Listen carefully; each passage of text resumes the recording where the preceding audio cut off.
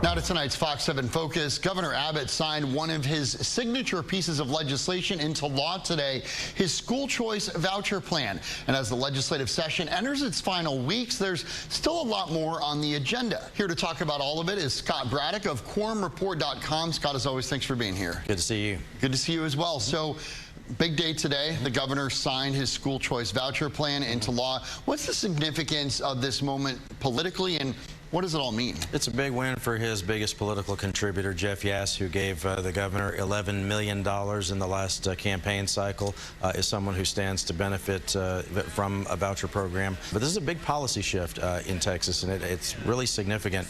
And what it's going to mean for education in Texas, I think, is a big question mark right now. And you have the governor signing this while the school finance legislation, the $8 billion additional dollars for public education, is stalled in the Texas Senate.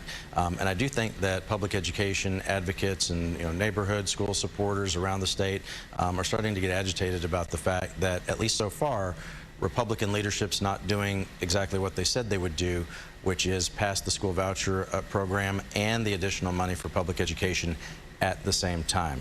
The ball is in Dan Patrick's court. But look, the Speaker of the House, Dustin Burrows, has said that his top priority this session is that additional money for public education.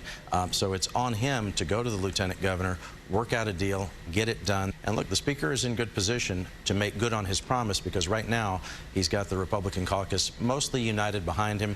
And as you know, we talked about it previously, he had a very divided Republican caucus at the beginning of the session. Do you think it's likely that we see that deal? I mean, a lot of people are going to be really mad if this doesn't pass. And it's important. It's great. It's a great point. It is important to point out that the people who are potentially going to be the most angry about it if it doesn't come through is Republicans. Of course, Democrats want to see more money for public education. They've been pushing for that all along, but this was the deal that was made with Republicans. There are a lot of Republicans who voted for the school voucher with the understanding that we would also see a lot more money for public schools, come through the legislative process and be signed by the governor. As of right now, that's not happening. Another priority the governor has that we heard about this week is bail reform, and obviously that's been something that he's tried and it hasn't quite gotten over the line. What happened this week, and where do you see that going? Now that the governor's gotten his big thing of school vouchers, he's now turned his attention to a couple of issues, and bail reform is now #1 for him. It's kind of been his white whale. He's been trying to get bail reform done the past couple of legislative sessions. It's my understanding that the governor's office now is willing to maybe, and I don't know what it would look like, but maybe is willing to accept some form of bail reform that would be watered down from what he has talked about. On this deal, it's not as much of a money play and a money issue as it has been on the school voucher thing for the governor. I think on this issue, the governor just likes the politics of it. He wants to look tough on crime, but look, it's a constitutional amendment, and that means some Democrats would have to vote for it, so some kind of deal has to be worked out. Let's talk about the THC ban. That's something that we heard about earlier in the session. We had some big hearings. A lot of people showed up for that, got pretty heated. Where is that going? That's something that Dan Patrick would like to see. That's one of his big priorities. Yeah, absolutely. Patrick, it seems like it's a legacy item for him that he wants to ban all THC products in this state. And the Senate passed a version of the legislation that would do that. But the Texas House now has a very different version of it that I think in the final analysis, and there's a lot to the legislation, I'll just say this. Those THC drinks that people are buying now in liquor stores, if anything survives this fight as far as a product that can still be legally sold containing THC, it's probably going to be those drinks. Property tax relief is another issue, if it sounds familiar. We had some major property tax relief the last session. Kind of bringing that back. Could we see more before this session's over? I think people aren't going to notice it very much. Even the governor has announced and said, his argument has been that, look, it's the local government's fault that you're not feeling the tax relief that the state enacted 2 years ago and 4 years ago.